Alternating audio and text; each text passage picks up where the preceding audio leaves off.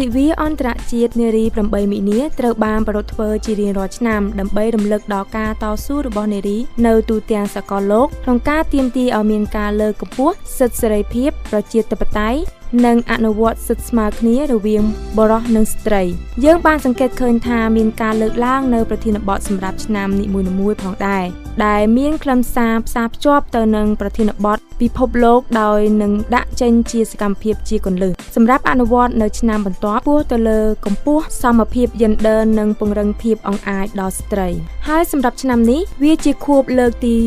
105នៃទិវាអន្តរជាតិនារីថ្ងៃទី8ខែមិនិនាឆ្នាំ2016ក្រោមប្រធានបទវិនិយោគលើសមភាព gender ដើម្បីកិច្ចអភិវឌ្ឍប្រកបដោយចីរភាពហេតុអ្វីបានជាត្រូវលើកយកប្រធានបទនេះសម្រាប់យុទ្ធនាការឆ្នាំ2016សមភាព gender ការបង្កើននិងពង្រឹងភាពអង្អាចរបស់ស្ត្រីនិងក្មេងស្រីនិងការយល់ដឹងពីសិទ្ធិមនុស្សរបស់ស្ត្រីនិងក្មេងស្រីមានសារៈសំខាន់ណាស់ក្នុងការសម្រេចបាននូវកំណើនសេដ្ឋកិច្ចប្រកបដោយសមធម៌និងកិច្ចអភិវឌ្ឍប្រកបដោយចីរភាពតាមរយៈប្រធានបទវិនិយោគលើសមភាព gender ដើម្បីកិច្ចអភិវឌ្ឍប្រកបដោយចីរភាពក្រសួងកិច្ចការនារីក្នុងកិច្ចសហការជាមួយស្ថាប័នពាក់ព័ន្ធអង្គការសង្គមស៊ីវិលដៃគូអភិវឌ្ឍវិស័យឯកជនគ្រឹះស្ថានអប់រំនិងប្រព័ន្ធផ្សព្វផ្សាយមានគោលបំណងជំរុញឲ្យមានកិច្ចខិតខំប្រឹងប្រែងដើម្បីបង្កើនការវិនិយោគទាំងធនធានមនុស្សនិងសេដ្ឋកិច្ចសម្រាប់ការលើកកម្ពស់សមភាព gender និងពង្រឹងភាពអង្អាចរបស់ស្ត្រីនៅក្នុងប្រទេសកម្ពុជាប្រធានបទឆ្នាំនេះមានភាពស៊ីសង្វាក់ជាមួយក្របខ័ណ្ឌអភិវឌ្ឍថ្មីជាសកលរបៀបវារៈអភិវឌ្ឍប្រកបដោយចីរភាព2030និងគោលដៅទាំង17ចំណុចនៃគោលដៅអភិវឌ្ឍប្រកបដោយចីរភាពប្រធានបទនេះបានឆ្លើយតបយ៉ាងទាន់ពេលវេលាទៅនឹងប្រសាសន៍របស់សម្ដេចអគ្គមហាសេនាបតីតេជោហ៊ុនសែននាយករដ្ឋមន្ត្រីនៃព្រះរាជាណាចក្រកម្ពុជាដែលបានថ្លែងនៅក្នុងកិច្ចប្រជុំប្រមុខដឹកនាំពិភពលោកស្ដីពីសមភាព gender និងការលើកកម្ពស់ភាពអង្អាចរបស់ស្ត្រីដែលបានប្រារព្ធឡើងនៅទីក្រុងញូវយ៉កកាលពីថ្ងៃទី27ខែកញ្ញាឆ្នាំ2015អត្ថភាពគន្លឹះសម្រាប់សមភាព gender ដែលបានលើកឡើងដោយសម្ដេចអគ្គមហាសេនាបតីតេជោហ៊ុនសែនមានដូចតទៅ1. ការបង្កើនការវិនិយោគទៅលើសមភាព gender ជាពិសេសតាមរយៈការពិនិត្យឡើងវិញលើគោលនយោបាយសារពើព័ន្ធដើម្បីបង្កើតនិងបង្កើនចំណាយសាធារណៈទៅលើវិសមភាព gender ព្រមទាំងត្រួតពិនិត្យនិងវិភាគផលប៉ះពាល់នៃចំណាយសាធារណៈទៅលើវិសមភាព gender តាមរយៈការធ្វើកម្មវិធីថវិកាដែលឆ្លើយតបទៅនឹងបញ្ហា gender 2. ការធានានៅការការពារសិទ្ធិនារីព្រមទាំងការចូលរួមពេញលេញនិងស្មារតីរបស់ស្ត្រីនៅក្នុងការធ្វើសេចក្តីសម្រេចនៅគ្រប់កម្រិត 3. ពង្រឹងយន្តការគណនេយ្យភាពសម្រាប់សមភាព gender តាមរយៈការពង្រឹងស្ថាប័នរដ្ឋាភិបាលព្រមទាំងការប្រើប្រាស់មធ្យោបាយនៃការតាមដានត្រួតពិនិត្យវឌ្ឍនភាពទាំងឡាយប្រកបដោយប្រសិទ្ធភាពនិងការធានាផ្ដល់ធនធានឲ្យបានគ្រប់គ្រាន់សម្រាប់ការងារ gender 4. ការបន្តលើកកម្ពស់ការចូលរួមរបស់ស្ត្រីក្នុងវិស័យសេដ្ឋកិច្ចនិងបរិយាបន្នហិរញ្ញវត្ថុសម្រាប់ស្ត្រីពិសេសតាមរយៈការបង្កើតការយល់ដឹងអំពីសេវាអភិវឌ្ឍអាជីវកម្មសំខាន់សម្រាប់សហគ្រាសស្ត្រីខ្នាតមីក្រូខ្នាតតូចនិងខ្នាតមធ្យមការបង្កើតនូវកម្មវិធីនានាដើម្បីជួយឲ្យស្ត្រីទទួលបានជំនាញបច្ចេកទេសសហគ្រិនភាពនិងសេវាហិរញ្ញវត្ថុគាំទ្រស្ត្រីក្នុងការធ្វើពិពិធកម្មនិងពាណិជ្ជនីយកម្មលើវិស័យកសិកម្មព្រមទាំងកិច្ចសហការជាមួយភាគីពាក់ព័ន្ធនានានៅក្នុងទីផ្សារការងារដើម្បីលុបបំបាត់ការរើសអើងស្ត្រីនៅកន្លែងការងាររៀបចំស្តង់ដារពលកម្មសម្រាប់ស្ត្រីដល់ការគាំពៀសង្គមនិងជួយដោះស្រាយវិវាទជាដើមទំនាក់ទំនងរវាងសមភាព gender និងការអភិវឌ្ឍប្រកបដោយចីរភាពសមភាព gender គឺជាស្នូលនៃកិច្ចអភិវឌ្ឍប្រកបដោយចីរភាពដើម្បីលើកកម្ពស់សុខុមាលភាពវិបុលភាពនិងភាពសុខដុមរមនានៃសង្គមយើងការបង្កើននូវភាពវិនិយោគលើសមភាព gender នៅគ្រប់វិស័យសេដ្ឋកិច្ចការធ្វើសេចក្តីសម្រេចក្នុងវិស័យសាធារណៈនិងនយោបាយសុខាភិបាលអប់រំនិងការលុបបំបាត់អំពើហិង្សាលើស្ត្រីផ្ដល់នូវឧត្តមប្រយោជន៍ជាច្រើនមិនត្រឹមសម្រាប់ស្ត្រីប៉ុណ្ណោះទេប៉ុន្តែក៏មានសម្រាប់បុរសកុមារសហគមន៍និងសង្គមជាតិទាំងមូលផងដែរដូច្នេះទស្សនៈ gender និងអនុសញ្ញាស្ដីពីការលុបបំបាត់ទម្រង់នៃការរើសអើងប្រឆាំងនឹងនារីភេទពិតជាមានសារៈសំខាន់ណាស់ដោយបានឆ្លើយតបទាំងស្រុងទៅនឹងគោលនយោបាយស្ត្រីរបស់រាជរដ្ឋាភិបាលតាមរយៈការអនុវត្តគោលនយោបាយសមភាព Gender ដែលមានបញ្ញត្តិច្បាស់លាស់អំពី 1. ការពង្រឹងភាពអង្អាច 2. កិច្ចការពារផ្លូវច្បាប់សម្រាប់ស្ត្រីនិងក្មេងស្រី 3. ការចូលរួមរបស់ស្ត្រីក្នុងទូនាទីធ្វើសេចក្តីសម្រេចក្នុងវិស័យសាធារណៈនិងនយោបាយក្រៅពីនេះនៅមានបទដ្ឋានកិត្តិយសជាច្រើនទៀតដែលរាជរដ្ឋាភិបាលបានដាក់ចុះពាក់ព័ន្ធទៅនឹងការផ្ដល់សិទ្ធិអំណាចនិងការគាំទ្រដល់ឱកាសពេញលេញដល់ស្ត្រីដើម្បីចូលរួមក្នុងការអភិវឌ្ឍសង្គមសេដ្ឋកិច្ចជាមួយរាជរដ្ឋាភិបាលក៏ដូចជាសង្គមជាតិទាំងមូលជាមួយនេះសម្ដេចតេជោនាយករដ្ឋមន្ត្រីបានគាំទ្រនិងលើកកម្ពស់ទូនាទីស្ត្រីឲ្យកាន់តែសំខាន់កាន់តែសកម្មដើម្បីរួមចំណែកក្នុងការអភិវឌ្ឍសង្គមសេដ្ឋកិច្ចនិងបានចាត់ទុកស្ត្រីជាត្បូងដ៏មានតម្លៃពុំអាចកាត់ថ្លៃបានដូច្នេះនៅក្នុងទិវាអន្តរជាតិនារីថ្ងៃទី8មិនិនាឆ្នាំ2016ដែលជាខួបលើកទី105ក្នុងក្រុមការងាររបស់យើងបានទៅជួបជាមួយនឹងបងប្អូនសិស្សានុសិស្សលោកគ្រូអ្នកគ្រូថាតើពួកគាត់បានយល់ហើយឬនៅពីបញ្ហាសិទ្ធិនារីជាពិសេសទិវាអន្តរជាតិនារីវាមានសារៈសំខាន់អ្វីខ្លះសូមស្ដាប់សំឡេងដើមរបស់ពួកគាត់នាងខ្ញុំឈ្មោះបូណៃហៀងរៀននៅសាលាបឋមសិក្សាអូអំបល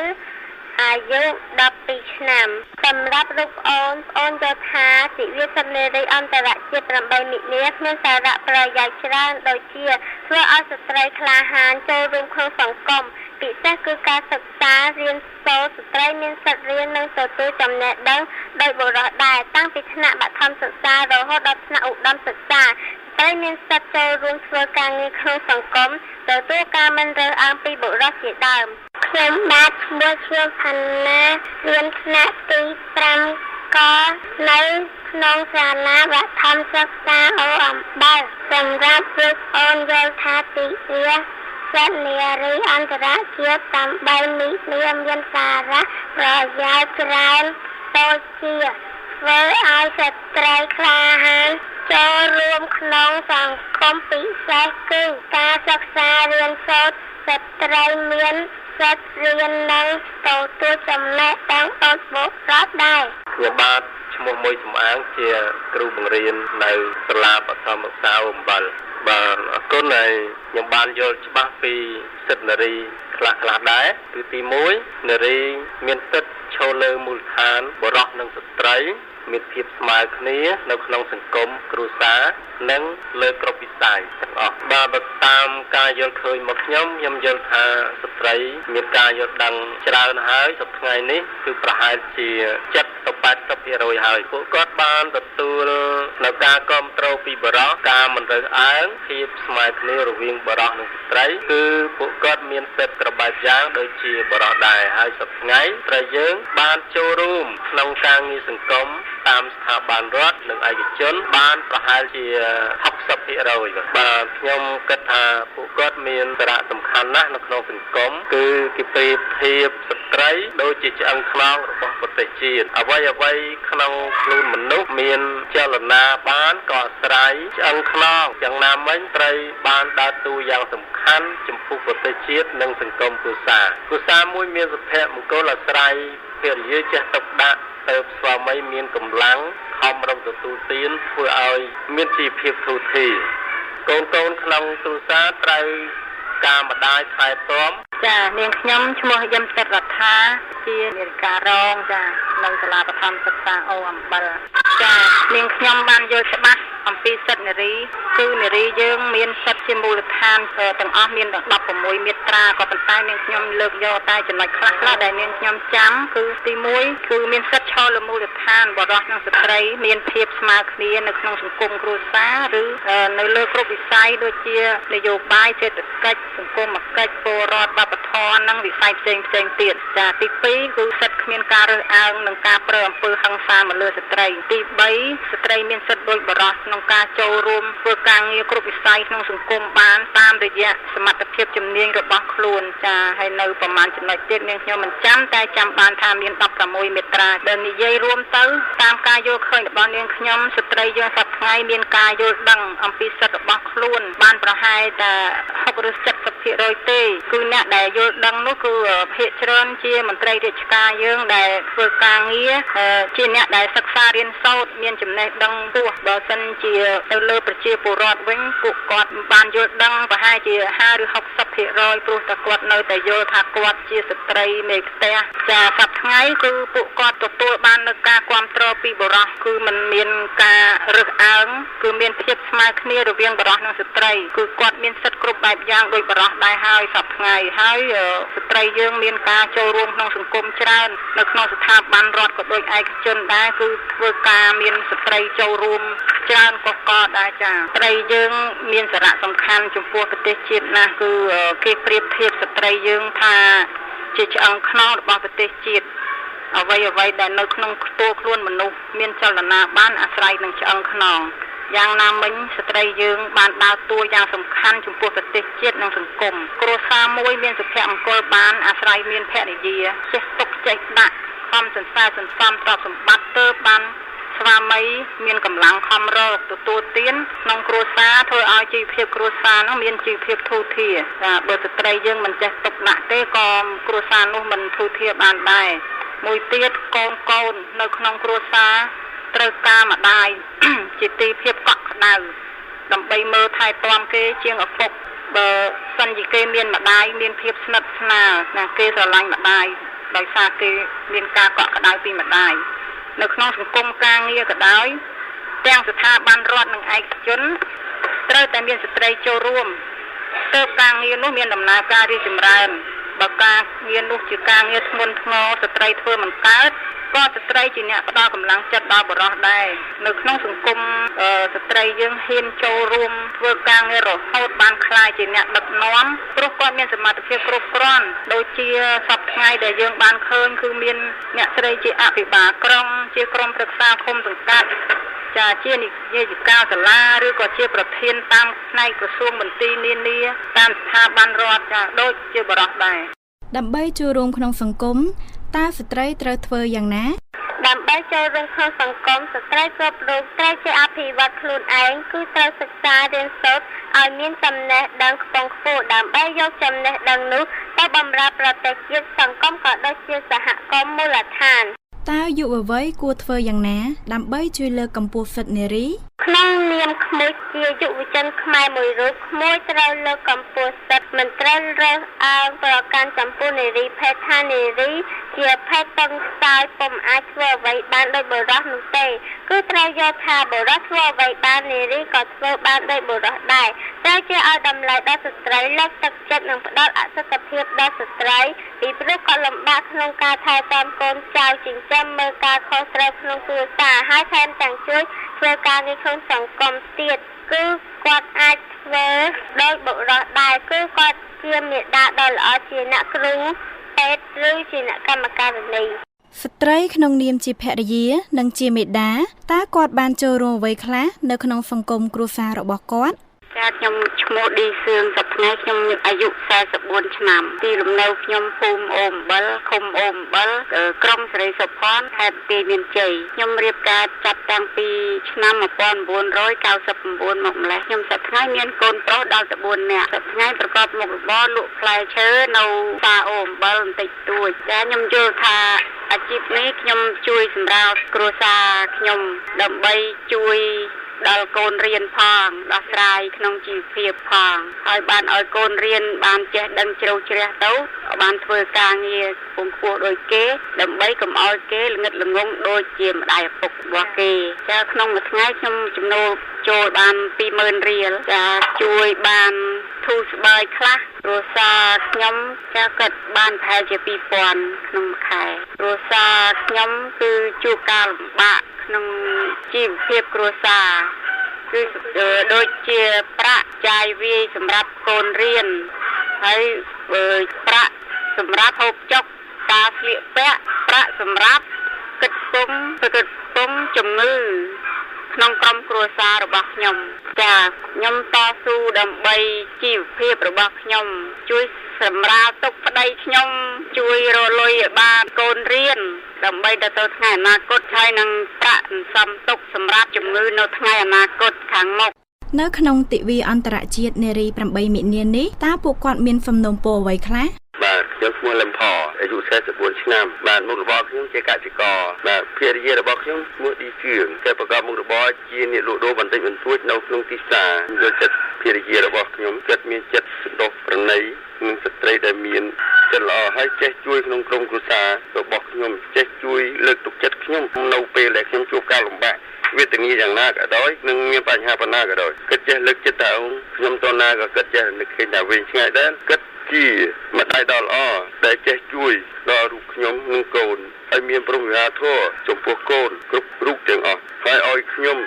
ចេះគិតគូរវែងឆ្ងាយកុំឲ្យដើរប៉ាត់លលាលលួយនឹកឃើញវែងឆ្ងាយតទៅទៀតជាចុងក្រោយខ្ញុំសូមផ្ដែផ្ដាំដល់បុរសគ្រប់រូបទាំងអស់ឲ្យចេះស្រឡាញ់ស្ត្រីដែលជាភរិយានិងចេះជួយសម្រាលកិច្ចការងារប្រពន្ធនិងភរិយានិងផ្ដែផ្ដាំដល់សិទ្ធិសេរីភាពឲ្យស្ត្រីដែលជាភរិយាឲ្យមានពេលសម្រាប់លំហែកាយយើងមិនត្រូវប្រើអំពើហិង្សាលើប្រពន្ធឡើយនៅក្នុងទិវាសិទ្ធិនារីនេះនាងខ្ញុំសូមសំណូមពរដល់ស្ត្រីយើងគ្រប់រូបដែលធ្វើការក្នុងស្ថាប័នរដ្ឋពាក់ព័ន្ធគ្រប់ក្រសួងមន្ទីរត្រូវបង្កើនសមត្ថភាពចំណេះដឹងរបស់ខ្លួនកុំចាត់ទុកថាខ្លួនជាមនុស្សអន់ធ្វើអ្វីមិនបានវែងឆ្ងាយជាងបរិសុទ្ធត្រូវតែហ៊ានតស៊ូជំនះរាល់ការងារបរិសុទ្ធគេធ្វើអ្វីបានយើងស្ត្រីក៏ធ្វើបានដូចបរិសុទ្ធដែរកុំបង្អាប់ខ្លួនឯងគឺនាងខ្ញុំសូមសំណូមពរដល់បរិសុទ្ធគ្រប់រូបដែលជាស្វាមីត្រូវចេះយកចិត្តភរិយាផ្ដល់ឱកាសឲ្យភរិយាបានថែសុខភាពក៏ដូចជាផ្ដល់ឱកាសឲ្យភរិយាបាន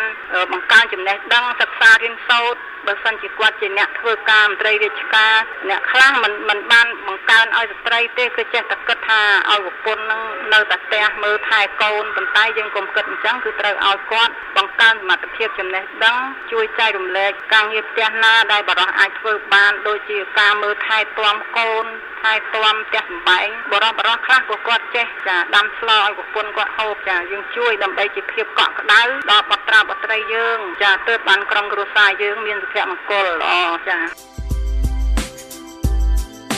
យើងសង្ឃឹមថាគ្រប់ក្រសួងមន្ទីរស្ថាប័នផ្នែកឯកជនដៃគូអភិវឌ្ឍអង្គការមិនមែនរដ្ឋាភិបាលជាតិអន្តរជាតិនិងបងប្អូនទាំងឡាយដែលបានខិតខំប្រឹងប្រែងជំរុញការលើកកម្ពស់សមភាពយេនឌ័រដើម្បីស្ត្រីទទួលបានកិច្ចការពារសិទ្ធិនិងផលប្រយោជន៍តាមរយៈការជំរុញសមាជិកសង្គមនិងគ្រួសារឲ្យកែប្រែឥរិយាបថទទួលស្គាល់និងចាត់ទុកស្ត្រីជាដៃគូដ៏សំខាន់ក្នុងការអភិវឌ្ឍគ្រួសារនិងសង្គមដោយគាំទ្រនិងផ្ដល់ឱកាសដល់ស្ត្រីបានកសាងនិងអភិវឌ្ឍសមត្ថភាព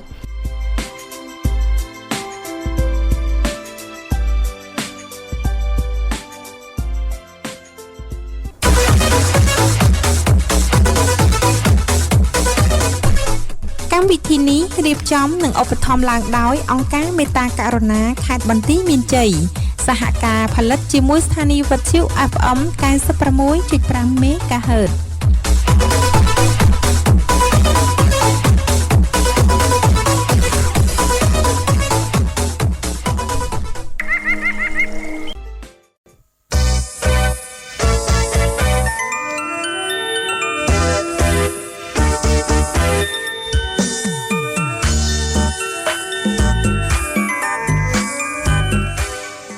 នៅក្នុងឱកាសនេះនាងខ្ញុំកុសុមាសូមជម្រាបសួរលោកស្រីនាងកញ្ញាមនស្ដាប់វិទ្យុ FM 96.5 MHz ជាទីគោរពនិងជាទីស្រឡាញ់រាប់អានចាវិលជួបគ្នាចានៅក្នុងម៉ោងសុភមង្គលគ្រួសារប៉ុន្តែសម្រាប់ថ្ងៃនេះកម្មវិធីយើងចាគឺជាកម្មវិធីពិសេសចាដែលរៀបចំដោយអង្គការមេត្តាករុណាយើងនិយាយអំពីចាស្ត្រីចាជាពិសេសនោះគឺសម្រាប់8មីនាឆ្នាំនេះយើងមានប្រធានបទវិនិយោគលើសមភាពយេនឌ័រដើម្បីកិច្ចអភិវឌ្ឍប្រកបដោយចីរភាពចាអញ្ចឹងយើងឲ្យតម្លៃក៏ដូចជាយើងលើកកម្ពស់ដល់ស្ត្រីគ្រប់គ្នាធ្វើការរួមគ្នាដើម្បីការអភិវឌ្ឍប្រកបដោយចីរភាពអរគុណចាកម្មវិធីក៏មានវត្តមានលោកគ្រូសារាធានីផងដែរដែលនឹងធ្វើការអធិប្បាយក៏ដូចជាជួបជាមួយនឹងប្រិយមិត្តនៅក្នុងកម្មវិធីចា បាទអរគុណច្រើនហើយថ្ងៃនេះយើងលើកឡើងនៅប្រធានបទតូចមួយបាននៅក្នុងប្រធានបទធំដែលយើងឃើញថាអ្វីត្បិតតែវិស័យកិច្ចការនារីមានការរីកចម្រើនក៏ប៉ុន្តែស្ត្រីជាមេផ្ទះនិងក្មេងស្រីបាននៅតែជួបបញ្ហាប្រឈមនៅឡើយបាទដូចជាបញ្ហាប្រឈមដែលកំពុងតែជួបផ្ទះរបស់ស្ត្រីហើយនិងកុមារីនោះបាទគឺការរំលោភបាទគឺការរំលោភបំពានផ្លូវភេទនិងការប្រាំពើហិង្សាបាទលើស្ត្រីក្នុងការជួញដូរផ្លូវភេទជាដើមបាទប៉ុន្តែប្រសិនបើយើងពិនិត្យមើលទៅបាទការរំលោភបំពាននោះគឺនៅតែមានរយៈពេលក្នុងខែនេះបាទយើងឃើញការរំលោភហ្នឹងច្រើនហើយជាពិសេសដូចជាយើងឃើញរឿងរ៉ាវនៅក្នុងខេត្តសៀមរាបអញ្ចឹងណាបាទរំលោភហើយកាត់ក្បាលកាត់អីអញ្ចឹងសាហាវមែនបាទអញ្ចឹងមិនថាពីមួយឆ្នាំទៅមួយឆ្នាំថយបន្តិចឡើងបន្តិចថយបន្តិចឡើងតែអញ្ចឹងប៉ុន្តែឥឡូវនេះយើងឃើញតែការរំលោភបំពានទៅលើស្ត្រីគេថាការរំលោភផ្លូវភេទហ្នឹងគឺមានច្រើនណាស់កើតឡើងហ្នឹងបាទចាំមិនថាដោយសារតែវិស័យបាទគេហៅថាសប្តាហ៍នេះដោយសារតែវិស័យថាផ្សព្វផ្សាយព័ត៌មានគឺមានតួនាទីសំខាន់ណាស់បាទសម្រាប់គេថាសម្រាប់យើងទាំងអស់គ្នាជាពិសេសហ្នឹងគឺនារីតែម្ដងដូចជាការផ្សព្វផ្សាយព័ត៌មានដើម្បីបញ្ជ្រាបបាទនៅរាល់ព័ត៌មានទាំងអស់នោះទៅឲ្យស្ត្រីរបស់យើងបានដឹងបានយល់ថាតើយើងទៅធ្វើយ៉ាងណាដើម្បីទប់ទល់ឬក៏យើងប្រឆាំងជាមួយនឹងបាទការរំលោភបំពានបាទទាំងទៅលើកម្លាំងក៏ឬក៏ការរំលោភបំពានទៅលើផ្លូវភេទហ្នឹងបាទតើស្ត្រីគួរធ្វើយ៉ាងណាមានវិធីសាស្ត្រយ៉ាងណាបាទចាំថាយើងឃើញរឿងរ៉ាវមួយចំនួននៅតាមសារព័ត៌មានជាដើមដែលតែងចុះផ្សាយបាទដូចជាជួនកាលគ្នាមកពីកំដរការគេអញ្ចឹងណាបាទហើយអញ្ចឹងទៅបាទគេហៅថាយុវជនឬក៏បរិសុទ្ធហ្នឹងគាត់ចាំស្ទាក់ចាប់អីចឹងទៅអញ្ចឹងមិនថាការដើរមកផ្ទះនោះម្នាក់ឯងពេលយប់អីយើងគួរតែបាទគេថាជិះវៀងបាទហើយជាពិសេសហ្នឹងដូចជាបងប្អូនយើងមួយចំនួនឬក៏កុមារីមួយចំនួនហ្នឹងគាត់តែងតែទៅមើលទូរទស្សន៍ផ្ទះគេអញ្ចឹងណាបាទពេលយប់ឡើងក៏ដើរមកតែឯងអញ្ចឹងទៅវាអាចជួបប្រទះនៅបញ្ហានឹងកើតឡើងបាទហើយសម្រាប់បរិសុទ្ធហ្នឹងសូមមេត្តាបញ្ឈប់ទាំងអស់ហ្នឹងទៅបាទពីព្រោះយើងគិតថាកូនគេកូនយើងបាទស្ត្រីដូចគ្នាបាទហើយអញ្ចឹងមិនថាដូចជារឿងរ៉ាវថ្មីនេះអញ្ចឹងបាទនៅថ្ងៃនេះអញ្ចឹងទៅតាមប្រព័ន្ធបណ្ដាញសង្គម Facebook ហ្នឹងមានបង្ហោះឲ្យបាទ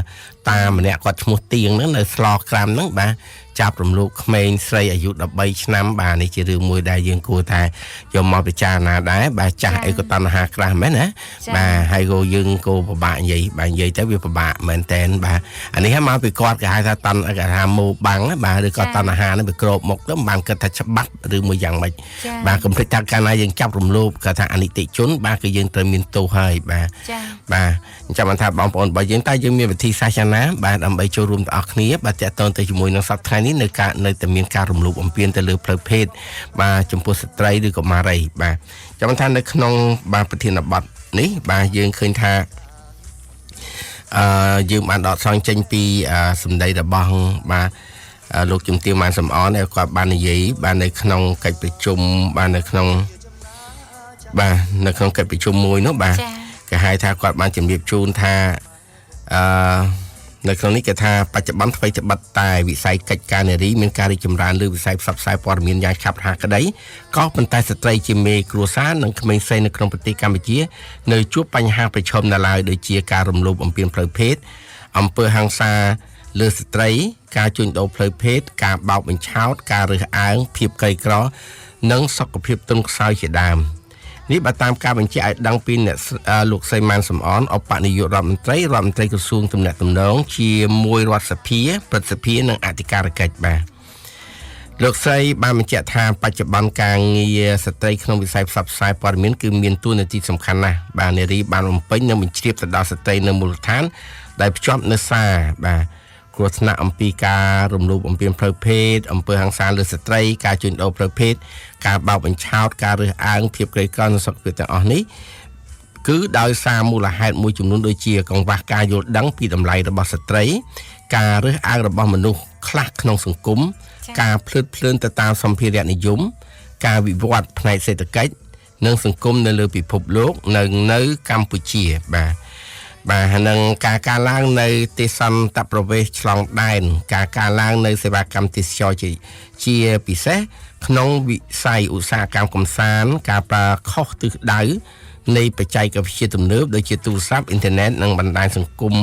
ទំនើបដូចជា Facebook ជាដើមដែលអាចឲ្យប៉ះពាល់លើសេចក្តីថ្លៃថ្នូរកិត្តិយសនិងតម្លៃរបស់ស្ត្រីក្នុងគ្រួសារក្នុងសង្គមនិងប្រទេសជាតិដែលតម្រូវឲ្យយើងរួមគ្នាប្រឹងប្រែងចាត់វិធានការរកដំណោះស្រាយឲ្យបានទាន់ពេលវេលាតាមរូប បាទតាមគ្រប់រូបភាពបាននៅចំណុចមួយនេះខ្ញុំមានការចាប់អារម្មណ៍បន្តិចនៅកន្លែងគេហៅថាការបណ្ដាញសង្គមទំនើបដូចហៅថា Facebook ណាបាទហ្នឹងគឺជារឿងមួយមិនល្អដែរពីព្រោះជួនកាលទៅគេថាស្ត្រីមួយចំនួនឬក៏ក្មេងស្រីមួយចំនួនហ្នឹងក៏គាត់ចាញ់បោកគេថាចាញ់បោកការលួងលោមតាមប្រព័ន្ធ Facebook ណាបាទដោយសារតែគេបោះរូបមកស្អាតខ្លួនឯងចាប់ដើមបាក់ចិត្តបាទគេហៅបាក់ចិត្តស្រឡាញ់គេហើយនៅទី2ហ្នឹងគេបោះមកគេបង្ហាញអំពីសម្ភារៈនិយមដូចជាឡានដូចជាស្អីចឹងណា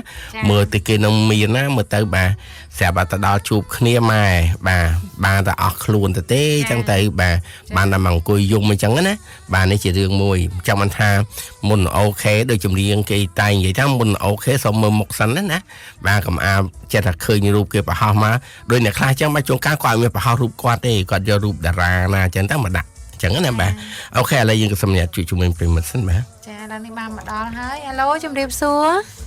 ចាជំរាបសួរបងស្រីហើយនិងលោកគ្រូបាទអរគុណច្រើនចានាង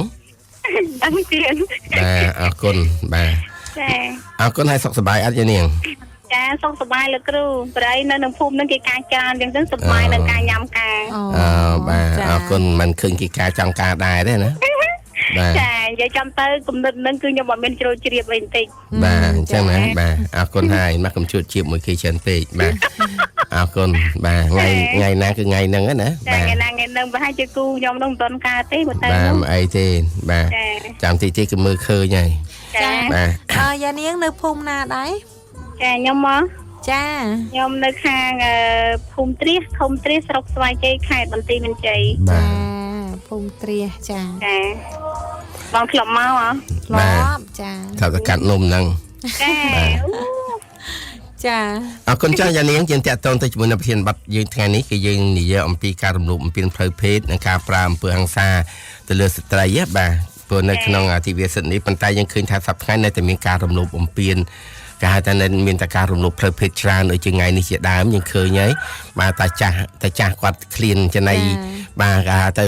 ចង់បានអីទៅយកកូនក្មេងបាទឥឡូវគាត់ដេកគុកលេងបាទទៅស្លោក្រាមបាទចាំមិនថាចំណុចនេះយ៉ានាងគិតថាទង្វើរបស់បារោះឬក៏ទង្វើរបស់លោកតាហ្នឹងក៏យ៉ាងមិនដែរហើយក្មួយស្រីគិតយ៉ាងណាដែរចំពោះមនុស្សចាស់ដែលទៅរំលោភក្មេងអាយុ13ឆ្នាំនោះបាទចាបើសម្រាប់ខ្ញុំទង្វើបែបនេះចាគឺជាទង្វើខុសអសិលធម៌ចាទង្វើដែលគ្មានទំនួលខុសត្រូវប្រៃយើងចាស់ហើយគួរតែរកសិលរកទានទៅវត្តទៅវាចាដើម្បីសន្សំកុសលទៅជាតិក្រោយចាដើម្បីឲ្យយើងនឹងមានរូបឆោមស្រស់សុភាឬក៏ស្រស់សង្ហាកាលណាទៅយើងកើតទៅជាតិមុខយើងមិនដឹងថាកើតជាស្រីឬក៏កើតជាប្រុសនោះទេចាហើយយើងមិនគិតផងហើយចាស់ហើយគេថាច្រេមច្រំដើរមិនរួចផងហេតុអីក៏ទៅប្រព្រឹត្តអំពើបែបនេះចាហើយបើសិនជាយើងធ្វើអញ្ចឹងហើយតែយើងអាចឲ្យខ្លួនយើងចាស់ហើយទុកពេលវេលាដែលចាស់នឹងគេថាបានស្លាប់ទៅដោយបិទភ្នែកចិត្តហើយគេក៏សរសើរហើយគេមិនវាតម្លៃដល់ពេលគាត់ធ្វើអញ្ចឹងគេទាំងស្អប់ខ្ពើមចាគាត់ស្អប់ចរិតហើយចាស់ហើយនៅតែធ្វើអញ្ចឹងហើយបើយើងបើសិនជាលោកតាគាត់ធ្វើចំពោះក្មេងស្រីម្នាក់នឹងចោះអនាគតរបស់គាត់ទៅថ្ងៃមកតើនឹងត្រូវទៅជាយ៉ាងម៉េចចាហើយយើងមិនគួរគិតផងចាមនុស្សយើងមានកូនប្រុសកូនស្រីដូចគ្នាចៅប្រុសចៅស្រីយើងមិនគួរធ្វើអញ្ចឹងទេហើយដល់ពេលធ្វើអញ្ចឹងឃើញលទ្ធផលចុងក្រោយចាស់ហើយនៅញ៉ាំបាយនៅក្នុងគុកចាទៅសប្បាយរីករាយទេក្នុងអាទង្វើគ្រាន់តែសប្បាយតែរយៈពេលខ្លីក៏ប៉ុន្តែវិបត្តិនឹងគេថាមួយជីវិតបាទចាអរគុណយ៉ានាងហើយចំណុចមួយទៀតយ៉ានាងគិតថាសប្តាហ៍ថ្ងៃនេះគេហៅថាយើងប្រព័ន្ធផ្សព្វផ្សាយរបស់យើងហ្នឹងគឺវាមានលក្ខណៈទូលាយបណ្ដាស្ត្រីរបស់យើងហ្នឹងក៏អាចទទួលបាននូវព័ត៌មានបាទប៉ុន្តែសម្រាប់បងប្អូនស្ត្រីរបស់យើងមួយចំនួននៅជនបទគាត់អាចបានទទួលពីព័ត៌មានអ្វីផ្សេងពីតាមរយៈវិទ្យុទូដែរទេបាទហើយតាមយ៉ានាងដឹងថាសប្តាហ៍ថ្ងៃនេះគាត់ចូលចិត្តនិយាយចំណានៅក្នុងប្រព័ន្ធនៅក្នុងទូឬក៏នៅតាមវិទ្យុគាត់ចូលចិត្តស្ដាប់អីហើយសួរគាត់ចូលស្ដាប់អីគេច្រើនជាងហើយគាត់ទទួលបានព័ត៌មានអ្វីខ្លះពីវិទ្យុនិងទូបាទចានឹងដោយបុគ្គលបងបាទចាសម្រាប់ពួកគាត់ស្ដាប់វិទ្យុពេលថាខ្ញុំទៅដឹងច្បាស់ទេតែបើសម្រាប់ខ្ញុំដឹងពីខ្លួនខ្ញុំចាសម្រាប់ខ្ញុំស្ដាប់វិទ្យុខ្ញុំគេថាមិនថាកម្មវិធីអ្វីក៏ដោយខ្ញុំតែងតែស្ដាប់ច្រើនជាពិសេសគឺ កម្មវិធីសុខភាពចាហើយនឹងកម្មវិធីជាច្រើនទៀតហើយខ្ញុំតែងតែចូលចិត្តស្ដាប់ជាពិសេសគឺការរំលោភបំពានហ្នឹងគឺខ្ញុំចូលចិត្តស្ដាប់ចាហើយខ្ញុំក៏ចង់ក្រើនរំលឹកដល់មនុស្សគ្រប់រូបចាយើងកុំប្រព្រឹត្តអំពើដោយលោកតាដែលលោកគ្រូបាននិយាយមុននឹងចាកាលណាតែយើងធ្វើអញ្ចឹងគឺវាអត់មានលទ្ធផលអ្វីនោះទេចាលទ្ធផលចុងក្រោយគឺដេកគុក20ឆ្នាំឬក៏អស់មួយជីវិតគឺវាអត់មានផលប្រយោជន៍អីទេហើយគេឈ្មោះកូនចៅក៏វាអសោយដោយសារតែយើងម្នាក់ដែរចាបាទអរគុណយានាងបាទចំណុចមួយទៀតដែលខ្ញុំចង់សួរយានាងណាបាទដូចជាបណ្ដាញសង្គម Facebook សប្តាហ៍ថ្ងៃនេះគេហៅថាជួនកាលការប្រើបណ្ដាញសង្គម Facebook នេះឯងវាធ្វើឲ្យមានការប៉ះពាល់ដល់សេចក្តីថ្លៃថ្នូររបស់ស្ត្រីខ្មែរយើងបាទដូចជាគេហៅថាតើលក្ខណៈអ្វីទៅដែលគាត់ប្រើហើយធ្វើឲ្យវាប៉ះពាល់ដល់គេហៅថាតម្លៃរបស់ស្ត្រីយើងនោះបាទចាអ្វីខ្លះបាទសម្រាប់ខ្ញុំមិនដែលប្រើ Facebook អីទេក៏ប៉ុន្តែខ្ញុំអាចដឹងពីអ្នកដែលប្រើប្រព័ន្ធបណ្ដាញសង្គម Facebook ចាគាត់ចង់ដឹងគាត់ចង់យល់ឲ្យបានច្រើនហើយភាគច្រើនកុំបន្ទោសតែលើប្រុសលោកគ្រូចាមកពីខាងស្រីដែរគេថាស្លៀកស៊ីថតលេខលើលេខក្រោមចាខ្ញុំថ្ងៃមុនខ្ញុំមើលនៅ Facebook ចាមានខ្លះនឹងថតនិយាយចំទៅគឺមិនគួរឲ្យមើលណាលោកគ្រូចាដល់ពេលតែអញ្ចឹងទៅតើព្រានារីមកពីណាថាតើទង្វើចាប់រំលោភនឹងបង្ខិតបង្ខំឲ្យសម្លាប់នឹងតើមកពីអ្នកណាចាមកពីយើងនឹងគេថាចូលចិត្តធ្វើអ្វីផ្លាយសង្គម Facebook គេថាជួនកាលយើងមិនបានជាថតដល់ថាជ្រុលជ្រួសឬក៏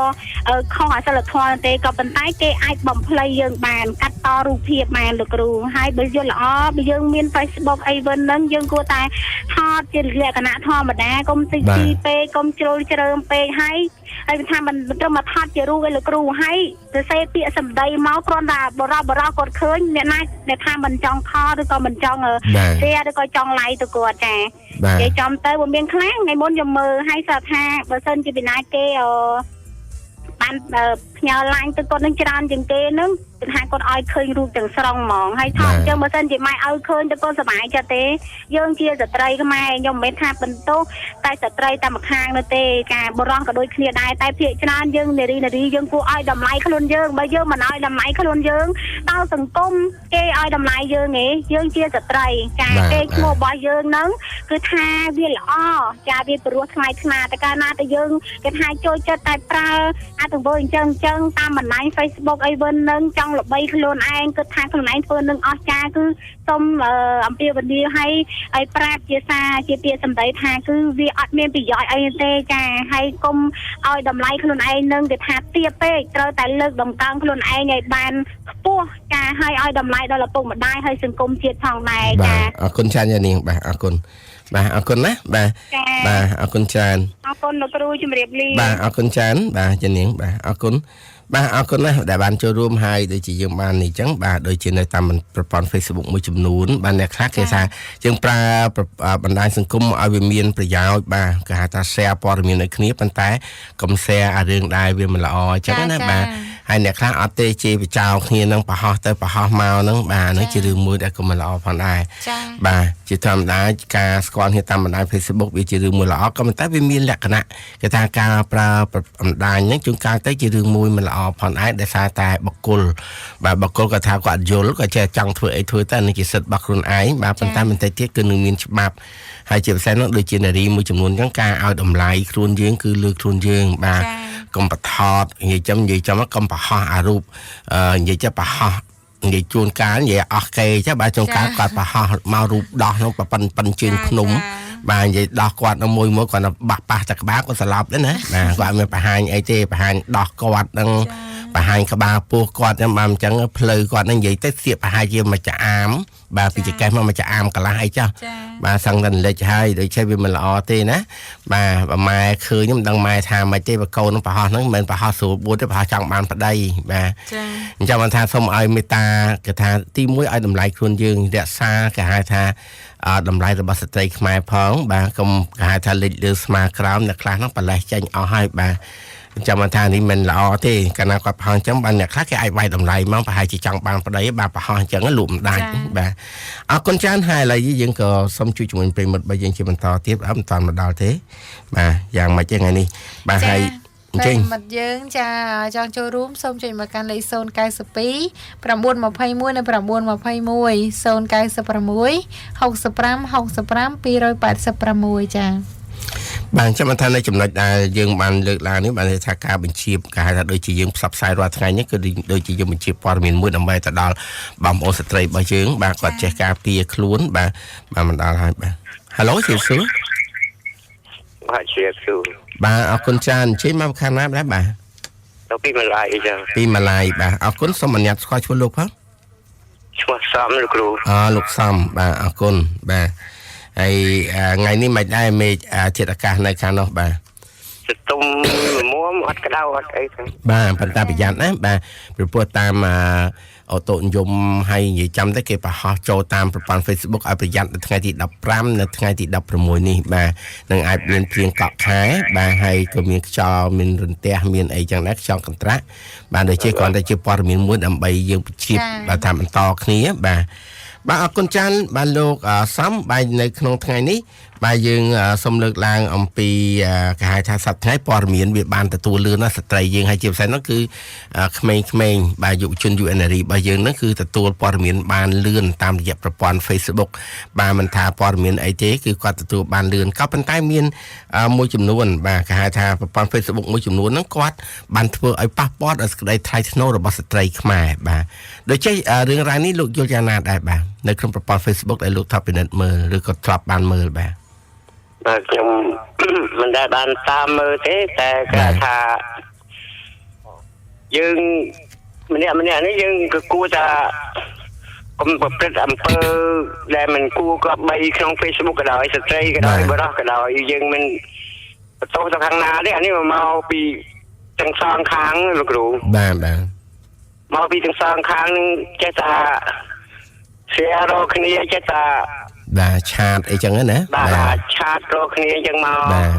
ធ្វើឲ្យសង្គមយើងវាជ្រួលច្បល់ហើយខ្ញុំសង្កត់ធ្ងន់តែគ្រឿងញៀនទេលោកគ្រូបាទគ្រឿងញៀននេះគឺបណ្ដាលឲ្យយុវជនយុវតីនេះឈួតទាំងអស់និយាយរួមទៅឆ្នាំឈួតបណ្ដោយអាឆ្នាំបាទខ្ញុំមានប៉ុណ្ណឹងលោកគ្រូបាទអរគុណហើយខ្ញុំក៏ជម្រាបលោកថាជួនកាលទៅអ្នកខ្លះគាត់ប្រើប្រព័ន្ធ Facebook ក្នុងផ្លូវអាក្រក់ណាបាទផ្លូវអាក្រក់មិនទៅបាទជួនកាលទៅលេងគាត់ថតកំប៉ុំពឺតគាត់ហ្នឹងឲ្យប្តីគេមើលបាទគាត់មានថតអីទេបាទអញ្ចឹងមកថាយើងនិយាយចាំតែរឿងរ៉ាវហ្នឹងមានច្រើនណាស់នៅក្នុងសង្គមយើងបាទចាំមកថាវាពិបាកណាហើយអញ្ចឹងមកខ្ញុំមិននិយាយថាកាលណាយើងនិយាយទៅតាមប្រព័ន្ធហ្នឹងដូចជាយើងនឹងអាភិបពេកក៏ប៉ុន្តែគាត់ថាយើងជាស្ត្រីមួយចំនួនគួរចេះឲ្យតម្លៃខ្លួនឯងបាទហើយជាពិសេសដូចជាយើងឃើញការរំលោភបំពានផ្លូវភេទរាល់ថ្ងៃនៅតែមានការឡើងចំពោះកុមារីក៏ដូចជាស្ត្រីរបស់យើងចឹងដែរបើន័យថានេះរយៈពេលប្រហែលខែនេះគឺការរំលោភគឺមានកើតឡើងបានដូចជានៅខេត្តសៀមរាបនៅខេត្តបាត់ដំបងអីចឹងណាបាននៅតែមានបាទខ្ញុំឆ្លល់ថាហេតុអីកូនអ្នកទាំងអស់នោះបាននៅតែប្រព្រឹត្តអញ្ចឹងពីព្រោះយើងដឹងហើយថាការរំលោភចាប់គេរំលោភចាប់អីយើងត្រូវទទួលកថាទោសទណ្ឌបាទការរំលោភទៅលើស្ត្រីគឺយើងត្រូវទទួលទោសទណ្ឌហេតុអីក៏នៅតែប្រព្រឹត្តសម្រាប់លោកយកយ៉ាងណាដែរបានជាបរិសុទ្ធទាំងអស់នោះនៅតែប្រព្រឹត្តការរំលោភទៅលើស្ត្រីបាទខ្ញុំតាមយោបល់ខ្ញុំដែលគេធ្វើរបៀបហ្នឹងបែបគេមិនទាន់อะไรហៅថាណែសមត្ថកិច្ចយើងរកឃើញឬចាប់បានជាគេនៅតែរំលោភបំពានបានរហូតលោកគ្រូបាទប៉ុន្តែជារំលោភបំពានហើយដែលយើងសមត្ថកិច្ចយើងវេកមុខរកឃើញច្បាប់យើងវេកមុខរកឃើញហើយគឺដឹងថាម្នាក់ហ្នឹងគឺដឹងថារៀងតែច្បាប់រកមិនឃើញសមត្ថកិច្ចយើងរកវេកមុខរកនេះប្រព្រឹត្តមិនឃើញម្ល៉េះហើយអង្គធ្វើម្ដងបានមិនអីធ្វើទៀតអញ្ចឹងគ្រូបាទក៏ប៉ុន្តែបើតាមខ្ញុំមើលទៅសប្តាហ៍នេះគាត់ថាមិនយូរបាទយ៉ាងយូរមួយថ្ងៃឬក៏2ថ្ងៃនេះគេចាប់បានព្រោះខ្ញុំឃើញព័ត៌មានណាបាទគឺមានចាប់បានដូចជានៅបាត់ដំបងអញ្ចឹងបាទរំលោភឲ្យវាយគ្នាអញ្ចឹងទៅប៉ុន្តែសិទ្ធិវាស្មារតីស្ត្រីនឹងស្លាប់គេទៅដល់ពេលស្ត្រីនោះដឹងខ្លួនបានប្រដឹងចាប់បានបាទនេះជារឿងមួយដែលយើងឃើញហើយជាពិសេសនោះព័ត៌មានដែលគេផ្សព្វផ្សាយនោះគឺគេបញ្ជ្រាបគេមកថាគេឲ្យទៅអ្នកដែលមិនតាន់កើតមានចំពោះខ្លួនឯងនឹងចេះប្រុងប្រយ័ត្នហើយទី2សម្រាប់បរិសុទ្ធបាទគឺ សុំឲ្យបញ្ឈប់ការចាប់រំលោភណាបាទហើយជាពិសេសគឺសម្រាប់ស្ត្រីអញ្ចឹងសំខាន់បំផុតខ្លួនយើងនឹងភាគច្រើនស្ត្រីគាត់ចាញ់បោកបញ្ឆោតគេបាទហ្នឹងឯងជារឿងមួយដែលងាយនៅក្នុងការគេរំលោភទៅលើផ្លូវភេទហ្នឹងបានដោយសារស្ត្រីទី1ចុងគាត់ឆាប់លងឆាប់ជឿគេបាទហើយអញ្ចឹងគេគាត់លួងតិចតួចហ្នឹងទៅតាមគេបាទហ្នឹងជារឿងមួយដែលធ្វើឲ្យអាការចាប់រំលោភនោះវាចេះតែមានការឡើងអញ្ចឹងបានថាសប្តាហ៍ថ្ងៃនេះបានជាគេឲ្យស្ត្រីនោះទទួលបានការសិក្សាបានខ្ពស់ពីព្រោះគេថាការសិក្សាបានច្រើនបាទគឺយើងនឹងទទួលបាទតែយើងមានការរិះគិតនោះក៏បានច្រើនដែរប្រសិនបើយើងបាទរៀនតិចការរិះគិតរបស់យើងក៏វាតិចដូចគ្នាចាំថាសូមឲ្យក្មួយស្រីទាំងអស់គ្នានឹងមេត្តាប្រុងប្រយ័ត្នហើយជាពិសេសនោះកុំឆាប់ជឿទុកចិត្តគេពេកបាទអរគុណចាស់លោកសំតើលោកមានពាក្យពេចន៍អ្វីដើម្បីផ្ដាំផ្ញើទៅដល់ក្មួយស្រីទេឬក៏ដូចជាស្ត្រីរបស់យើងទេតើតើទៅជាមួយបញ្ហាការរំលោភបំពានការបោកបញ្ឆោតអីហ្នឹងបាទមានទេបាទសូមជឿបាទក្នុងនោះខ្ញុំក៏មានជាយោបល់ក្រៅរំលឹកទៅដល់ស្ត្រីខ្មែរយើងដែលមានការរំលោភបំពានអីហ្នឹងសូមឲ្យប្រុងប្រយ័ត្នទាំងអស់គ្នាបាទកុំឲ្យមានការទីឆោបបោកយើងទៅណាបាទប៉ុណ្ណឹងបាទអរគុណចាស់លោកសំបាទអរគុណបាទអរគុណបាទអរគុណច្រើនបាទអរគុណបាទគេថាការចូលរួមគេថាមានបន្តិចម្នាក់មកដើម្បីយើងជួយទាំងអស់គ្នាជាពិសេសម្ដងមកទៀតណាចា Halo ជម្រាបសួរបាទជំរាបសួរបងបាទអរគុណច្រើនអញ្ជើញមកខាងណាបាទខ្ញុំមកពីខាងម៉ាឡៃដូចគ្នាបងខាងម៉ាឡៃបាទអរគុណសូមអនុញ្ញាតស្គាល់ឈ្មោះលោកផងបាទខ្ញុំឈ្មោះលោកសាន់បងលោកសាន់បាទអរគុណលោកសាន់បន្តពីលោកសំបាទអរគុណលោកសាន់លោកបានស្ដាប់ទេពីប្រធានបទរបស់យើងបាទដែលយើងបានជម្រាបជូនអំបញ្ញថ្ងៃនេះយើងនិយាយអំពីការរំលោភបំពានបាទទៅលើស្ត្រីទាំងការរំលោភផ្លូវភេទទាំងការរំលោភទៅលើការអំពើហិង្សាហើយនិងការជួញដូរផ្លូវភេទបាទទៅលើស្ត្រីសម្រាប់លោកផ្ទាល់ដូចជារឿងរ៉ាវកើតឡើងក្នុងរយៈពេលប្រហែលខែនេះបើថាការរំលោភបាទការសម្លាប់បាទទៅលើរំលោភហើយសម្លាប់គាត់ទៀតដូចជាលោកឃើញនៅសៀមរាបរំលោភហើយកាត់ក្បាលអីចឹងណាបាទលោកឃើញបាទសម្រាប់លោកផ្ទាល់លោកគិតយ៉ាងណាដែរសម្រាប់ការឡើងឬក៏ការឡើងនៃការរំលោភហើយសម្លាប់នោះបាទមូលហេតុអ្វីទៅបានជាធ្វើអញ្ចឹងណាមូលហេតុទី1ដែលខ្ញុំគិតថារំលោភហើយសម្លាប់មកពីខ្វះការគិតនិងចំណេះដឹងពិចារណាបងបាទដែលធ្វើឲ្យយើងហ៊ានទៅដល់ការរំលោភបំពានសម្លាប់បែបនេះបាទសម្រាប់ខ្ញុំផ្ទាល់គឺគិតតែថាគាត់ខ្វះចំណេះដឹងបាទលោកចង់គិតថាអ្នកណាខ្វះដែលបរោះជាខាងផ្នែកបរោះបាទគិតថារំលោភសម្លាប់នេះគឺផ្នែកបរោះយើងនឹងខ្វះការចំណេះចេះដឹងច្រើនបាទទី1បាទការខ្វះចំណេះដឹងទី2គឺជួនកាលទៅគាត់និយាយចំបើថាខឹងពេកចឹងទៅគាត់បានគិតវែងឆ្ងាយគាត់គិតថាកំហឹងទល់កំហឹងខឹងព្រាមចឹងទៅគាត់អត់បានគេថាសម្រាប់ចោលដើម្បីបំបត្តិមាត់ប៉ុន្តែកុំភ្លេចថាឈាមសៃស្បែកហាវមិនអញ្ចឹងណាលោកបាទអញ្ចឹងថាអញ្ជើញបាទអញ្ជើញមានផ្សារខ្ញុំគិតថាត្រង់ហ្នឹងឯងដែលខ្វះចំណេះដឹងបងបាទអរគុណហើយចំណុចមួយទៀតយើងគិតថាស្ត្រីយើងបាទហេតុអ្វីបាទ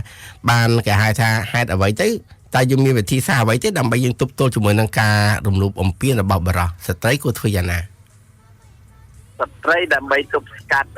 លើការរំលោភបំពានចំពោះបរិសុទ្ធបែបហ្នឹងទី1ខ្ញុំគិតថា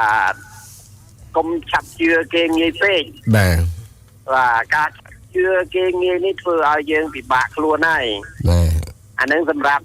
ស្ត្រីពីព្រោះស្ត្រីគាត់ជាអ្នកទុនខ្សោយកាលណាជឿគេហើយគឺទៅរឿងការដែលទុនខ្សោយនឹងយើងធ្វើឲ្យអត់ឈ្នះគេបងបាទបងបាទន័យថាអញ្ចឹងបានថាយើងសំខាន់បំផុតស្ត្រីយើងបាទយើងត្រូវទី1បាទកុំឆាប់ជឿពាក្យលួងលោមកុំឆាប់ជឿពាក្យបោកបញ្ឆោតគេណាបាទមុននឹងធ្វើអីពិចារណាបានចានហើយយករឿងរ៉ាវហ្នឹងទៅពិគ្រោះជាមួយនឹងចាស់ទុំជាមួយនឹងឪពុកម្ដាយយើងថាឥឡូវនេះគេបបួលខ្ញុំទៅនេះឬក៏ពេលគេបបួលយើងក៏យើងគួរឲ្យដំណឹងទៅឪពុកម្ដាយផងដែរបាទដូចជាយើងឃើញរឿងរ៉ាវដែលកើតឡើងរយៈពេលប្រហែលខែនេះមកនេះយើងឃើញបាទហើយដូចជាថ្មីនេះជាដើមហ្នឹងគឺដូចជាតាចាស់ចាំលោភក្មេងធ្វើទៅសុំឲ្យអាណាខ្លួនឯងក្បាលកាចាស់ហើយហ្នឹងខ្លាចខ្មោចលងអាណាបាទហើយទៅនាំក្មេងទៅដេកជាមួយហ្នឹងឲ្យទៅជួយដេកកដោមិនទៅកដោអីទៅចាប់កូនក្មេងលោភបាទ បាទចាំមិនថាប្រមាថដែរបាទមនុស្សចាស់ចេះបាទចាំមិនថាឪពុកម្ដាយកំទុកចិត្តការសំខាន់បំផុតគឺឪពុកម្ដាយនឹងមានតាកំទុកចិត្តមនុស្សពេកណាបាទយើងឲ្យកូនស្រីទៅដេកមួយនឹងមនុស្សចាស់ហើយយើងគិតថាកូននឹងវាតូចចឹងគេមិនហ៊ានធ្វើអីយើងគិតទៅអ្នកខ្លះរំលោភអាយុ7ឆ្នាំទៅរំលោភក្មេងស្រីអាយុ7ឆ្នាំអីយើងគិតថានឹងជារឿងមួយល្អទេប៉ុន្តែខ្ញុំគិតថាអ្នកទាំងអស់នោះបាទប្រហែលជាគាត់មិនបានទទួលព័ត៌មានទាំងអស់នោះទេដោយសារតែយើងឃើញថាទូតាមវិទ្យុផ្សព្វផ្សាយពីព័ត៌មានអស់ហ្នឹងបាទមានបរិះនេះចាប់រំលោភចេះទៅហើយឥឡូវនេះប៉ូលីសចាប់បានផ្ដំទាទោសប៉ុណ្ណេះគាត់អត់មានខ្លាចរឿងជាប់គុកប៉ុណ្ណឹងបាទជួនកាលគាត់មិនបានទៅតិចស្ដាមទេបាទដល់អញ្ចឹងគាត់ប្រព្រឹត្តឬក៏គាត់ធ្វើអ្វីមួយហ្នឹងគាត់បានដឹងថាគាត់ធ្វើទៅនឹងខុសច្បាប់ឬមួយយ៉ាងម៉េចបាទអញ្ចឹងមិនថាជារឿងមួយដែលវាពិបាកណាបាទហើយជាពិសេសហ្នឹងអ្នកដែលគាត់ប្រព្រឹត្តហ្នឹងជួនកាលគាត់មិនទទួលបាននៅដំណឹងឬក៏ព័ត៌មានទាំងអស់នោះថាតើអ្វីដែលគាត់ធ្វើហ្នឹងខុសច្បាប់ឬក៏ស្របច្បាប់បាទចំណុចក្រោយនេះបាទអរគុណច្រើនលោកសាន់ហើយសម្រាប់ចុងក្រោយទៅលោកមានពាក្យពេចន៍អ្វីដើម្បីផ្ដាំផ្ញើដល់នារីក៏ដូចជាក្មួយស្ត្រីទេបាទខ្ញុំទីចុងក្រោយខ្ញុំសូមផ្ដាំទៅនារីហើយក៏ដូចជាស្រីឬក៏យុវតីចំនួនក្រោយត្រូវប្រុងប្រយ័ត្នឲ្យបានពុកនឹងស្វែងរកចំណេះដឹងអត់ច្រើនងាយស្រួលនឹងការពិចារណាបងបាទតែប៉ុណ្្នឹងទេបាទបងបាទអរគុណច្រើនលោកសាន់បាទអរគុណបាទជម្រាបលាបាទអរគុណបាទអរគុណណាស់សម្រាប់ការចូលរួមបាទរបស់អស់លោកដែលបានចូលរួមជាមួយនឹងកម្មវិធីបើជើងបាទហើយចាំបានថាសំខាន់ណាស់បាទគឺសារដែលអ្វីដែលយើងផ្សព្វផ្សាយទៅគឺជាសារគេថាមួយដើម្បីអប់រំដល់ស្ត្រីបើជើងបាទគេហៅថាកំទុកចិត្តមេឃកំទុកចិត្តផ្កាយណាបាទអញ្ចឹងមិនថាយើងមិនអាចមើលឃើញទេឥឡូវយើងមើលរឿងរ៉ាវដូចប្រហែលថ្ងៃមុនអញ្ចឹងបាទដូចជានៅខាងកោះដាច់អញ្ចឹងណាបាទប្តីចេញទៅបង់ត្រីគឺប្រពន្ធគេដេកតម្នាក់ឯងលោបទៅបន្លំធ្វើប្តីគេបាទដល់ពេលវារៀងនិយាយចាំទៅវាដូចជាខុសណាបាទខុសយ៉ាងម៉េចប្រពន្ធថាអុយប្តីអញចេញមកអីគឺដូចជាខុសគេហៅថាខុសធម្មតាបាទបើផ្លេចមើលមិនមែនសោះបាទចាំថាមិនស្រួលទេណាកុំចេះតែគិតងាយបាទមុនធ្វើអ្វីមួយបាទជាពិសេសបរោះនោះមុនធ្វើអ្វីមួយសូមពិចារណាបានវែងឆ្ងាយបាទគេហៅថាកុំធ្វើទៅតាមចំណង់របស់ខ្លួនឯងនោះបាទកាលណាយើងធ្វើទៅបាទទី1យើងនឹងខ្លាយខ្លួនទៅជាអ្នកទោសហើយក្រុមគ្រួសារយើងក៏អាម៉ាស់គេថាអាប់អោនកិត្តិយសឯសារយើងផងដែរជាពិសេសគឺខ្លួនយើងផ្ទាល់ដែលត្រូវអាប់អោនកិត្តិយសបាទទៅណាក៏គេអត់ចង់មើលមុខដែរបាទថាដើរចិត្តស្អីណាគេថាកុំទៅចិត្តអាប៉ែហ្នឹងវាចាប់លោបចាប់អីចឹងណាបាទមិនបាច់ចាំដល់ណាទេយូរទៅប្អូនឯងឬក៏បងប្អូនឯងហ្នឹងក៏លែងទុកចិត្តដែរព្រោះខ្លាចបាទអរគុណច្រើនបាទហើយឥឡូវនេះបាទយើងក៏សូមលើកជាបន្តទៀតតកតងទៅជាមួយនឹងគេថាបាទទីមួយបញ្ហាស្ត្រីរបស់យើងនឹងក៏ទៅការយល់ដឹងអំពីបញ្ហាសុខភាពតខ្លួនរបស់យើងផងដែរបាទជាពិសេសហ្នឹងគឺថាស្ត្រីចាប់តាំងពីពេញវ័យមកនោះត្រូវយល់ដឹងថាតើការថែរក្សាសុខភាពខ្លួនឯងនេះយ៉ាងម៉េចបាទសុខភាពវាមានទាំងសុខភាពផ្លូវភេទសុខភាពខ្លួនយើងផ្ទាល់ហ្នឹងគឺតាក់ទងជាមួយគ្នាហើយបាទស្ត្រីគឺត្រូវយល់ដឹងពីបញ្ហាហ្នឹងបាទចាំមិនថាសប្តាហ៍ថ្ងៃនេះយើងឃើញថានៅតាមមន្ទីរពេទ្យឬក៏នៅតាមកន្លែងមជ្ឈមណ្ឌលមួយចំនួននោះគេតែងតែធ្វើការផ្សព្វផ្សាយឲ្យស្ត្រីគាត់បានយល់បាទមិនចាំបាច់ថាស្ត្រីនឹងមានស្វាមីបានយើងអាចចូលទៅក្នុងមជ្ឈមណ្ឌលនោះបានទេហើយជាពិសេសឥឡូវមានលក្ខណៈទូលាយមួយទៀតគឺការផ្សព្វផ្សាយផ្នែកខាងសុខភាពបញ្ហាសុខភាពដល់ស្ត្រីហ្នឹងគឺមានតាមរយៈទស្សនាវដ្តីឬក៏តាមរយៈសារព័ត៌មានផ្សេងៗអញ្ចឹងបាទគឺគេចេញរាល់លេខបាទទីដើម្បីឲ្យស្ត្រីយើងបានយល់ដឹងចានិយាយចាំទៅគឺសម្រាប់ស្ត្រីខ្លួនឯងគឺចាប់ដើមធំមកចាគឺត្រូវតែកុំឲ្យមានការខ្មាស់អៀនពេកចាពីព្រោះពីមុនហ្នឹងគឺផ្នត់គំនិតមួយហ្នឹងគឺស្ត្រីមានភាពអៀនខ្មាស់ច្រើនណាទោះបីជាឈឺអីមានបញ្ហាអីដូចជាតាក់ទងជាមួយនឹងស្បូនតាក់ទងជាមួយនឹងផ្លូវភេទហ្នឹងគឺលាក់ព្រោះអីអៀនខ្មាស់ចាអញ្ចឹងហើយឥឡូវនេះគឺគេអត់ឲ្យយើងនឹងអៀនខ្មាស់ច្រើនពេកទេបើសិនជាមានបញ្ហាអីគឺត្រូវតែមានការពិភាក្សាជាមួយនឹងគ្រូពេទ្យចាជាមួយនឹងពុកជាមួយនឹងម្ដាយពីកូនស្រីគឺស្និទ្ធមួយម្ដាយណាគ្រូចាអញ្ចឹងប្រាប់ម្ដាយឲ្យម្ដាយនាំទៅមន្ទីរពេទ្យអញ្ចឹងទៅដើម្បីចាត់ការទាន់ពេលវេលាបើសិនជាយើងមើលអត់ទាន់ពេលវេលាជាពិសេសរោគស្ត្រីហ្នឹងគឺវាប៉ះពាល់ដល់បញ្ហាបង្កកំណើតទៅអនាគត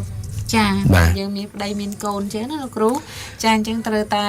មើលថែខ្លួនឯងចាស្ត្រីនិងនារីគ្រប់រូបចាបាទនេះហើយជាបញ្ហាមួយដែលគេហៅថាយើងឃើញសប្តាហ៍ថ្ងៃ រាជរដ្ឋាភិបាលហ្នឹងក៏បានដាក់ចេញវិធានការជាក់លាក់មួយបានដើម្បីលើកកម្ពស់សមភាព gender បានដូចជាយើងឃើញហើយស្ត្រីយើងខ្លួនឯងមុននឹងយើងឈានចូលទៅដល់គេថាចំណុចមួយដល់កម្ពូលគេថាជាថ្នាក់មេដឹកនាំឬក៏អីចឹងណាបាទសំខាន់ទីមួយយើងគិតពីខ្លួនយើងសិនបញ្ហាសុខភាពហើយគិតខ្លួនយើងមួយទៀតពាក់ទងទៅជាមួយនឹងចំណេះដឹងគឺការសិក្សាបាទនេះជាចំណុចមួយដែលយើងយកមកលម្អិតនៅក្នុងចំណុចតូចធំហ្នឹងបាទដូចជាដើម្បីឈានទៅដល់ជាថ្នាក់ដឹកនាំគេសំខាន់ខ្លួនយើងមើលខ្លួនយើងបាទហើយយើងគិតថាយើងចង់ឈរនៅលើចំណុចមួយខ្លះទៅជាអ្នកដឹកនាំគេបាទដូចជាយើងទៅខិតខំសិក្សាបាទហើយឧទាហរណ៍យើងមានចំណេះមែនប៉ុន្តែសុខភាពយើងមិនល្អមិនស្រួលក៏វាពិបាកបាទចាំបាច់ថាសំខាន់បំផុតគឺយើងទៅតាក់ទងទៅជាមួយទាំង3គេហៅថាចំណុចទាំងអស់នោះបាទអញ្ចឹងមិនថាយើងបកមកក្រោយវិញតាក់ទងទៅជាមួយនឹងមួយចំនួនទៅក៏មានការរើសអើងសម្រាប់ស្ត្រីដែរបាទដោយសារតែយើងឃើញស្ត្រីគិតថាស្ត្រីនោះក៏ធ្វើកម្មការទេបាទឥឡូវនេះបានទៅតាមស្ថាប័ននានាឬក៏នៅតាម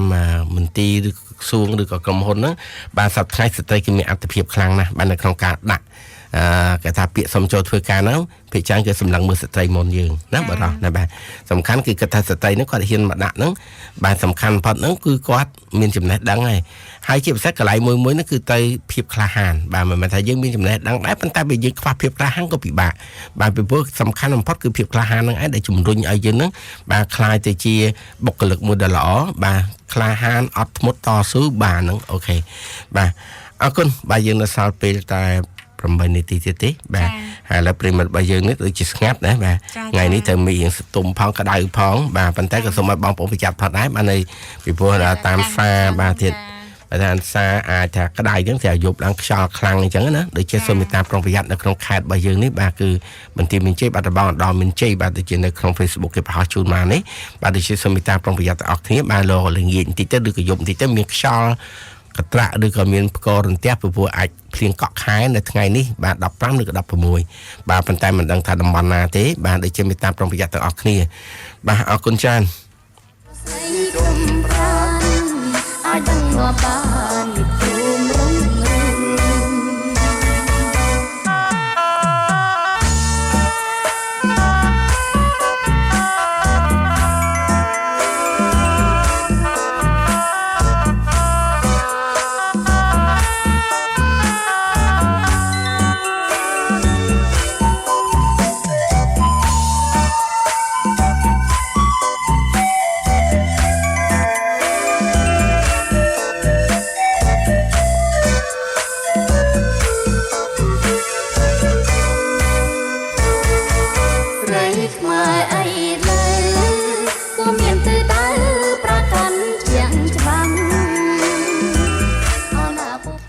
រងមនស្ដាប់ជាទីស្រឡាញ់និងជាទីរាប់អានដែលកំពុងតែបើកស្ដាប់កម្មវិធីផ្សាយចេញពីស្ថានីយ៍វិទ្យុ FM 96.5 MHz ដែលយើងកំពុងតែជជែកគ្នាពីប្រធានបទតូចមួយនៅក្នុងប្រធានបទធំចាប្រធានបទធំរបស់យើងនោះគឺចាវិនិយោគលើសមភាព gender ដើម្បីកិច្ចអភិវឌ្ឍប្រកបដោយចីរភាពចាហើយអ្វីដែលយើងនិយាយថ្ងៃនេះលោកគ្រូគឺបញ្ហារំលោភបំពានលើស្ត្រីផ្នែកផ្លូវភេទតែម្ដងចា៎បាទដូចជាយើងឃើញថាជួនកាលវាអាចមានដោយសារតែទីមួយការធ្វើកថាទីសំប្រវេសផងដែរការរំលោភទាំងហ្នឹងបាទដូចជាស្ត្រីរបស់យើងគាត់ធ្វើការអាចជាកម្មករគេនៅបាទប្រទេសក្រៅអញ្ចឹងបាទគឺទទួលការរំលោភមិនមែនថាដូចជាបាទនិយាយចំទៅថាទៅម៉ាឡេអញ្ចឹងបាទមានបាទអ្នកខ្លះក៏មកវិញទៅជាឈួតទៅអីដោយសារទីមួយទៅដល់ប្រើគេហៅថាការរំលោភបំពានទៅលើកម្លាំងពលកម្មបាទប្រើហួសម៉ោងអញ្ចឹងគេថានិយាយចំគឺពេលវេលាម៉ោងធ្វើការគឺអត់មានដូចនៅស្រុកយើងទេបាទតែម៉ាឡេបាទនេះជាតាមយើងមើលតាមឯកសារព័ត៌មានមួយចំនួនបាទជាពិសេសហ្នឹងគឺស្ត្រីបីជាមួយចំនួនហ្នឹងគឺត្រូវបានគេរំលោភបាទរំលោភអីគេបាទរំលោភផ្លូវភេទជួនកាលក្នុងផ្ទះហ្នឹងមានប្រុស3នាក់រំលោភឲ្យទាំង3បាទចាំថាវេទនាណាស់បាទហើយក្រោយពីហ្នឹងមកមានថាក៏រំលោភឲ្យការហូបចុកក៏មិនបានគ្រប់គ្រាន់ឃើញបាទគឺរំលោភគ្រប់ទាំងអស់បាទអញ្ចឹងតែផ្លូវភេទផងរំលោភទៅលើកម្លាំងពលកម្មផងបាទរំលោភបាទគេថារំលោភបំពានទៅលើផ្នែកខាងសតិអារម្មណ៍គេថារំលោភធ្វើទៅយូរទៅដូចយើងឃើញនៅទស្សនាប័យចុះផ្សាយហើយបាទស្ត្រីនោះមកវិញវាទៅជាឈួតបាទដោយសារបាទគេហៅថាផ្លូវចិត្តផងវាសំខាន់គឺផ្លូវចិត្តនឹងឯងដែលធ្វើឲ្យគាត់ខ្លាចទៅជាមនុស្សវិកលចរិតអីជាដើមចាំថារឿងរ៉ាវច្រើនណាស់នៅក្នុងសង្គមយើងបាទហើយស្ត្រីនេះបាទភាគច្រើនគឺត្រូវជួបប្រទះបញ្ហាច្រើនជាងគេបាទចាំថាសូមឲ្យស្ត្រីយើងមេត្តា តាគេថាមុនធ្វើអ្វីមួយពិចារណាហើយកុំសូវជឿទុកចិត្តគេពេកពីព្រោះនៅក្នុងនេះគេហៅថាបាទទីមួយអំពើហិង្សាលើស្ត្រីការជួញដូរផ្លូវភេទការបោកបញ្ឆោតការរើសអើងភាពក្រីក្របាទដូចជាវាជាចំណុចមួយដែលយើងគិតថាជួនកាលទៅភាពក្រីក្រនឹងឯងដែលធ្វើឲ្យស្ត្រីរបស់យើងងាយបាទរងគ្រោះបាទឥឡូវក៏សូមអ្នកជួយជាបន្តទៀតសិនហៅឡូជំរាបសួរចាហៅឡូជំរាបសួរបាទយ៉ាងម៉េចហើយហៅឡូជំរាបសួរបាទអត់នេះទេទូតហើយបាទចេញទូតហើយបាទអរគុណហើយអីទេណាបាទបានសញ្ញោចូលបាទអរគុណច្រើនបាទចាប្រហែលជាប្រព័ន្ធទូរស័ព្ទមានបញ្ហាដែរថ្ងៃហ្នឹងព្រោះអីឡូតដែរណាលោកចាហើយសង្ឃឹមថាកម្មវិធីយើងចានឹងជួបគ្នាបាននៅសប្តាហ៍ក្រោយម៉ោងវេលាម៉ោងដដែលហ្នឹងប្រិយមិត្តយើងចូលរួមជាមតិយោបល់បានច្រើនចាទោះបីជាតិចក្តីច្រើនក្តីបញ្ចេញពីកំណត់តខ្លួនចាព្រោះយើងចង់ដឹងអំពីបងប្អូនយើងនឹងមានមតិមកយ៉ាងណាចាបើសិនជាយើងនឹងពីរនាក់ហ្នឹងគឺចេញទៅដល់ស្របមិនតែចង់មតិមកវិញហើយយ៉ាងណាហើយសំខាន់បំផុតនៅសប្តាហ៍ក្រោយយើងក៏មានប្រធានបទផ្សេងទៀតដែរបាទជាមួយនឹងកម្មវិធី3ជើងនេះគឺ4សប្តាហ៍នេះយើងមានប្រធានបទទាំងអស់ហើយសប្តាហ៍ក្រោយនេះយើងក៏និយាយអំពី gender ដដែលហើយនិយាយអំពីការផ្ដល់តម្លៃទៅឲ្យស្ត្រីបាទតកតងទៅជាមួយនឹងការងារស្ត្រីមួយចំនួនដែលបរិះគិតថាជាការងារអត់ចំណូលបាទប្រហែលជាដឹងការងារអត់ចំណូលមានការងារអីខ្លះបាទសម្រាប់ស្ត្រីបាទអរគុណច្រើនហើយយើងសន្យាជួបគ្នាបាននៅសប្តាហ៍ក្រោយតាមពេលវេលានៅម៉ោងដដែលបាទចាឱកាសនេះកម្មវិធីយើងចាសូមអរគុណនិងសូមជម្រាបលាចា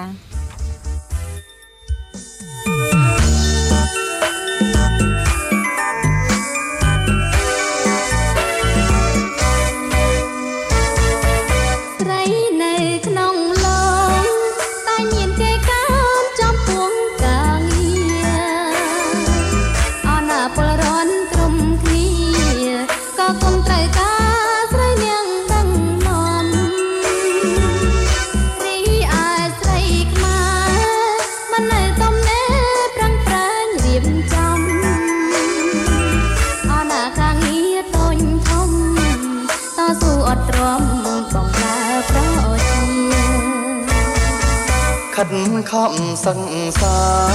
របំពន់បញ្ញាគ្រប់មុខវិញអោណាដើម្បីការងារក្នុងនាមស្រីខ្មែរពុកតែចំណាំកុំឲ្យគេថា